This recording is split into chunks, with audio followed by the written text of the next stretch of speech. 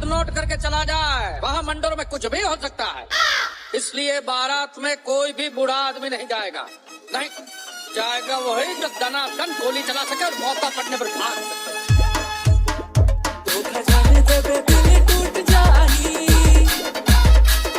धोखा जाने देबे दिल टूट जाही, दिल टूट जाही। तोरा ऐसे माया करू कोई, पसीना तोरे छूट जाही। तोरा ऐसे माया करू कोई, पसीना तोरे छूट जाही।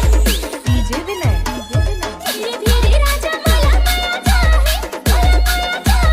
तोरा ऐसे माया करबे राजा, पसीना तोरे छूट जाही। तोरा ऐसे माया करबे राजा, पसीना तोरे छूट जाही। एक बार धोखा खा चुका हूँ, दोबारा नहीं खाऊंगा। पहचाना मुझे?